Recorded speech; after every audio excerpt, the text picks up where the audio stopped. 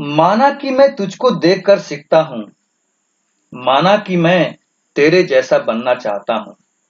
ये माना कि तुझको गुरु सा माना है मैंने, पर मैं तेरा अर्जुन नहीं, तू मेरा द्रोण है। ये एकलव्य की कहानी है। तू उड़ ऊंचा, मैं खुद आसमां छू लूंगा। एक तेरे नकारने से मैं अछूत नहीं कहलाऊंगा। मैं कर्म का क्षत्रिय बन दिखलाऊंगा। थोड़ा और थोड़ा जोर लगाऊंगा, पर अब जितना सीख जाऊंगा। तू भले अंगूठा ले लेना फिर मेरा, तू भले अंगूठा ले लेना फिर मेरा। मैं और काबिल कहलाऊंगा। मैं तेरा अर्जुन नहीं, तू मेरा द्रोण है। ये एकलव्य की कहानी है। हाँ तो बच्चों, आज हम पढ़ने जा रहे हैं एकलव्य की कहानी, limits of the mind. Eklavya एक ऐसा वीर जिसने कभी हार नहीं माना, और वह मनुष्य और प्रकृति द्वारा निर्धारित सीमाओं को पार कर गया। एकलव्य एक ऐसा नाम है जिसकी प्रतिभा देखकर द्रोणाचार्य संकट में पड़ गए थे। चाह थी कि करे ज्ञान अर्जित गुरु के चरण धाम में। गुरु द्रोण ने मांग लिया अंगूठा उससे महादान में। ये इतिहास न फिर खुद को दोहराएगा, एकलव्य जैसा फिर कोई न बन पाएगा। एकलव्य जैसा फिर कोई न बन पाएगा। So, students, today we will learn a very famous story from Mahabharata, the story of Eklavya, titled Limits of the Mind. So, without any delay, let's start. Long ago, a little boy called Eklavya was born in a poor family. बहुत समय पहले एकलव्य नाम का एक छोटा सा लड़का एक गरीब परिवार में पैदा हुआ। His family lived a little away from Hastinapura, the capital of the Kuru kings. उसका परिवार कुरु राजाओं की राजधानी हस्तिनापुर से थोड़ी दूर पर रहती थी। They were shunned by the society because they belonged to a low caste. यहाँ पे शन का मतलब होता है अलग करना। उन्हें समाज से निकाल दिया गया था, अलग कर दिया गया था, क्योंकि वो नीची जाति से बिलोंग करते थे। Eklavya's mother would often say, "Don't go near those people. They are high born."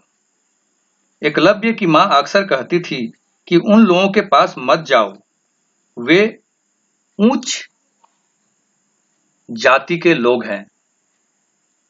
We low born are not supposed to mix with them. और हम जैसे नीची जाति वाले लोगों को उनके साथ मिक्सअप होने का अधिकार नहीं है। Why? But why, mother? Eklavya asked. He couldn't understand this discrimination. क्यों? लेकिन क्यों मां? एकलव्य ने पूछा। वह इस भेदभाव को नहीं समझ पा रहा था। डिस्क्रिमिनेशन का मतलब होता है भेदभाव। God set these limits. भगवान ने ये सीमाएं निर्धारित की हैं। God, but why? Why would God want nice things for them and bad things for us? Hasn't God made all of us equal? लेकिन भगवान उनके लिए अच्छी चीजें और हमारे लिए बुरी चीजें क्यों चाहेंगे?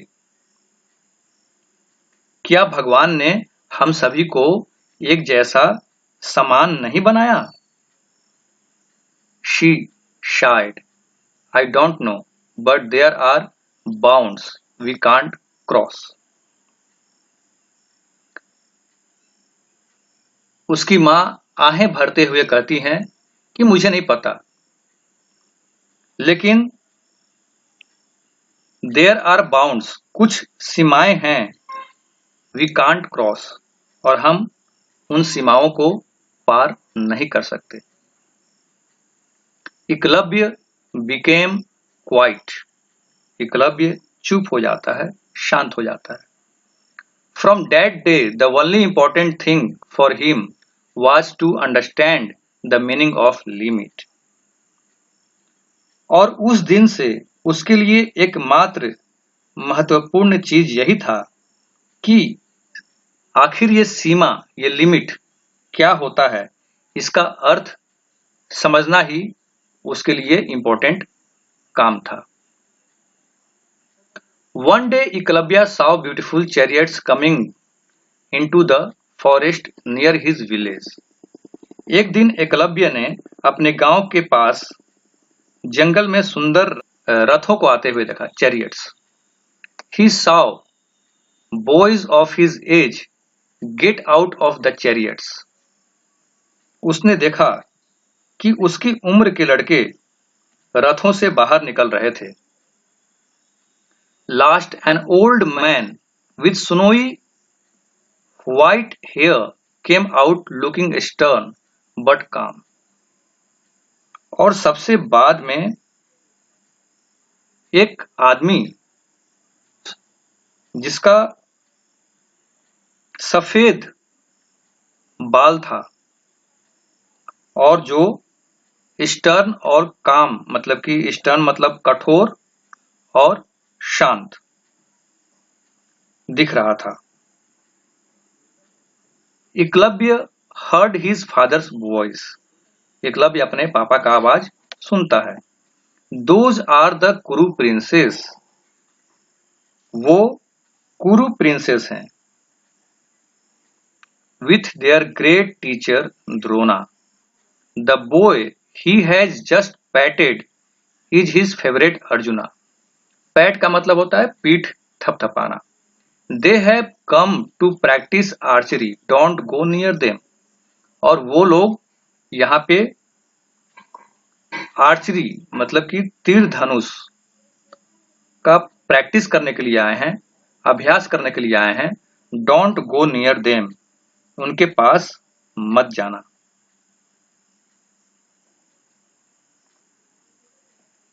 The boys started shooting with bows and arrows। लड़के धनुष और तीर के साथ शूट करना शुरू कर देते हैं। What amazing things arjuna did, Arjun ने क्या अद्भुत काम किया। He could shoot at a target with closed eyes, वह बंद आंखों से भी लक्ष्य पर निशाना साध सकता था। He could shoot with his left hand as well as the right, वह अपने बाएं और दाएं दोनों ही हाथों से तीर चला सकता था। And the teacher Drona's arrows made fire, chased things in circles, brought rain and lightning, it was magical। और गुरु द्रोण के बाणों ने तो बिल्कुल आग ही लगा दी।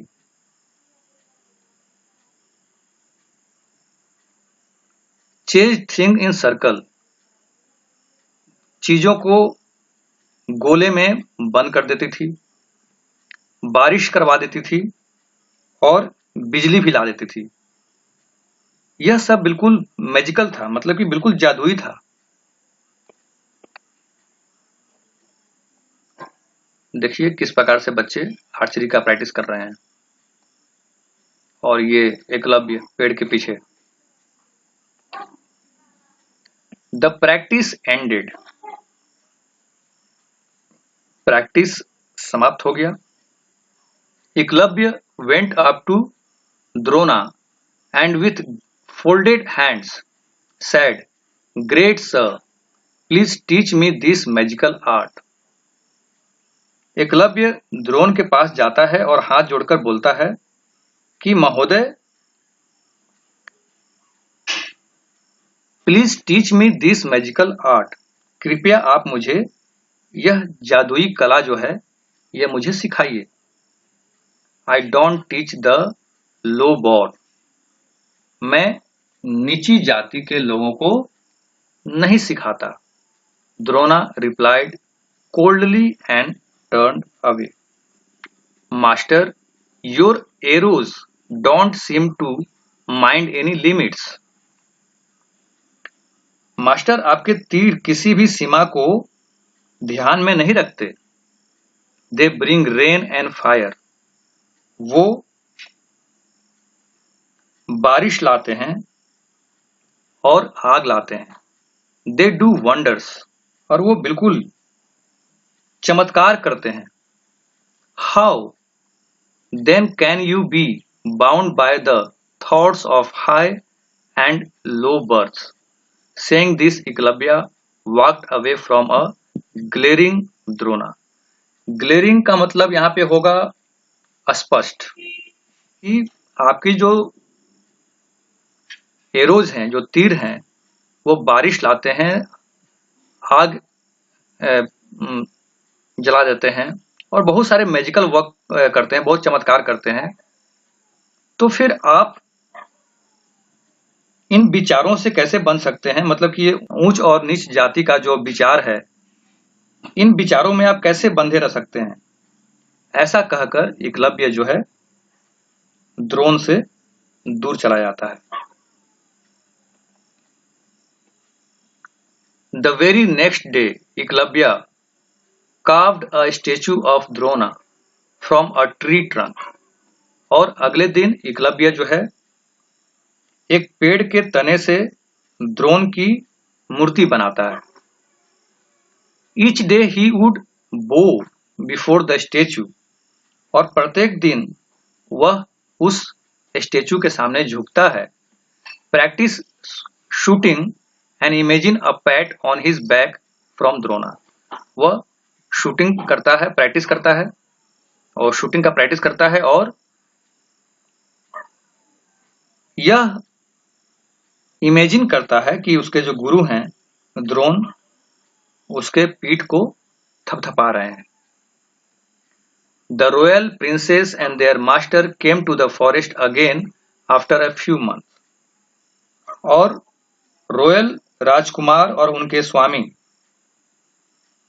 मतलब कि टीचर कुछ महीनों के बाद फिर से उस जंगल में आते हैं। As Arjuna got ready to take aim at a particularly difficult target, an arrow reached his target before he could even aim.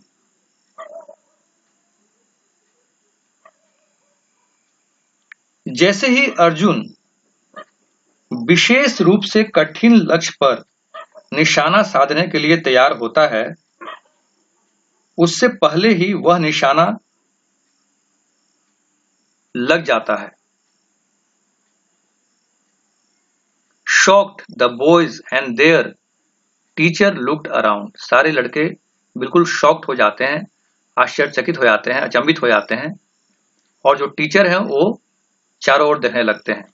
They saw Eklavya who went up to touch Drona's feet. वो देखते हैं एकलव्य को जो कि द्रोणा का पैर छूने के लिए आ रहा होता है। Who is your teacher? Drona asked. Drona उससे पूछते हैं कि आखिर तुम्हारे टीचर कौन हैं? Eklavya quietly led him to the statue. और एकलव्य चुपचाप उन्हें उस स्टेचू के पास लेके जाता है, उस मूर्ति के पास ले जाता है। Drona looked at it for some time and said, "If I am your guru, give me my fee, my guru दक्षिणा." द्रोणा बोलते हैं कि अच्छा, अगर मैं तुम्हारा गुरु हूं तो तुम मुझे मेरा फी दो, मेरा गुरु दक्षिणा।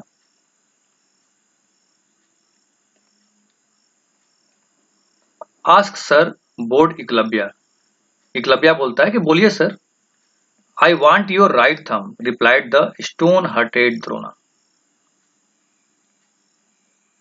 मुझे तुम्हारा दाहिना अंगूठा चाहिए, उस पत्थर दिल वाले द्रोण ने उत्तर दिया। Without the right thumb to support it, how can any archer ever hold a bow? दाहिने अंगूठे के बिना आखिर कोई भी धनुधर कैसे धनुष को पकड़ सकता है?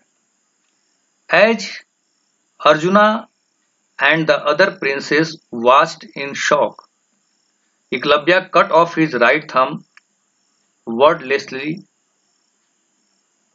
and laid it at Drona's feet.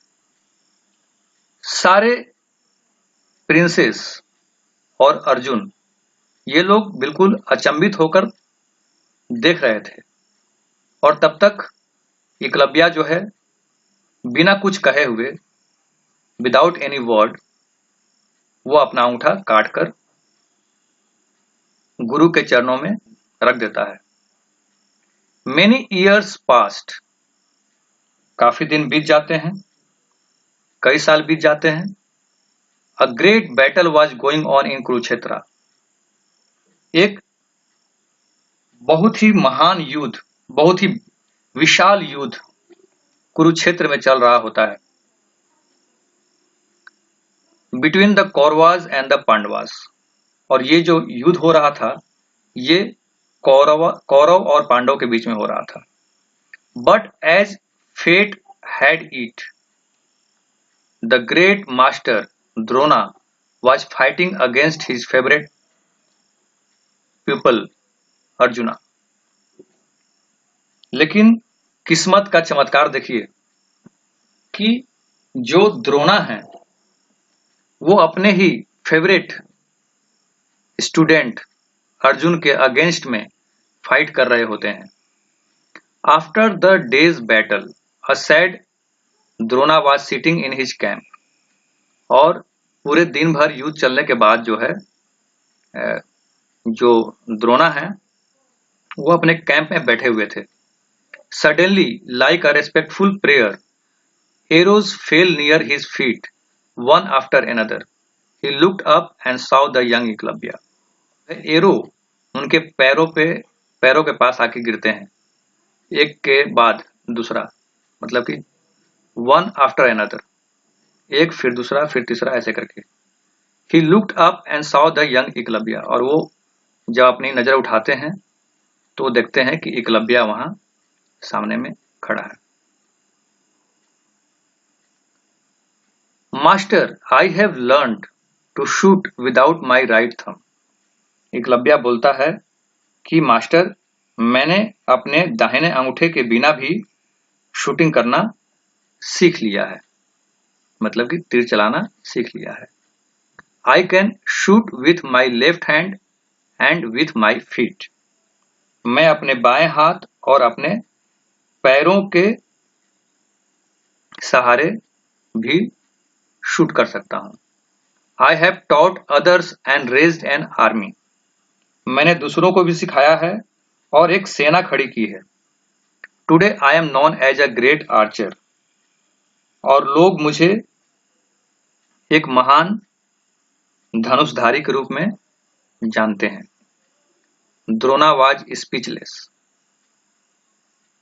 Drona बिल्कुल चुप हो गए, खामोश हो गए, उनके पास कोई शब्द नहीं था। ही वाज जस्ट स्पीचलेस, वो शब्दहीन हो गए थे। Master, I set your greatness free from the limits of your on mind. Eklavya बोलता है कि सर, मैंने आपकी महानता को अपने मन की सीमाओं से मुक्त कर दिया है। Your great love for arjuna crossed the limits of fairness when you asked for my thumb.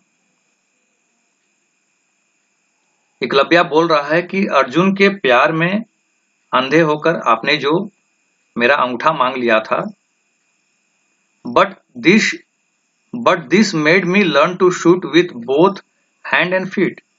लेकिन इससे मुझे दोनों हाथों और पैरों से शूट करना आ गया।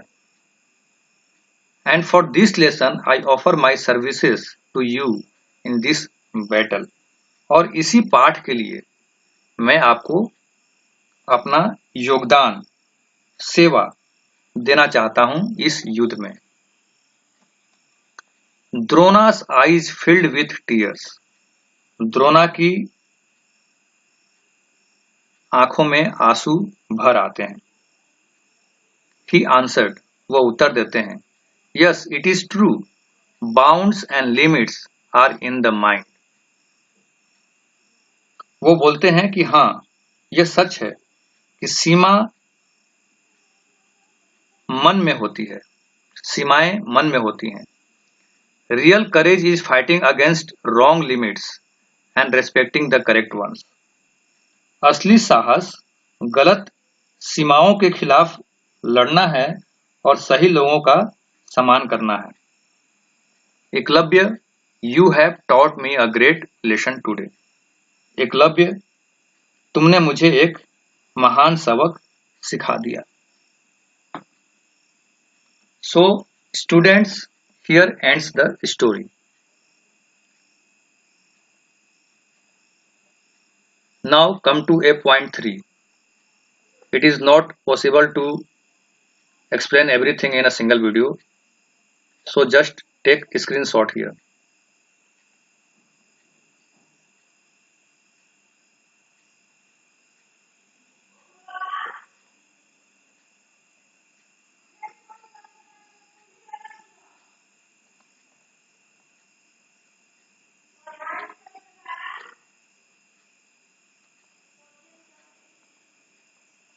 Now read the given extract and answer the questions that follow.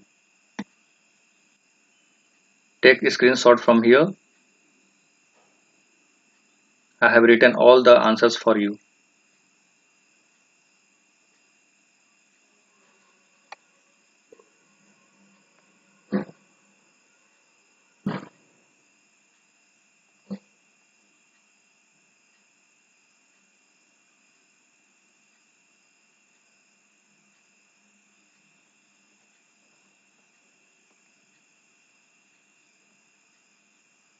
Take a screenshot.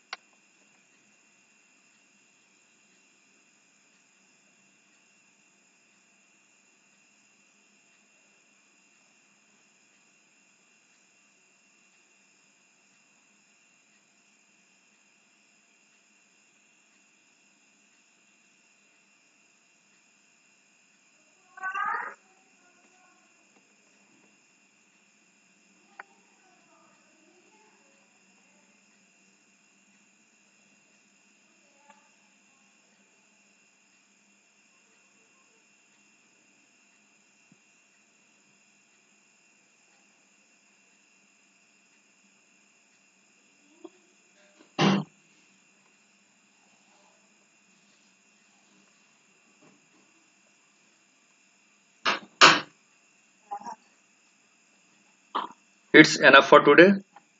See you in next video. Goodbye.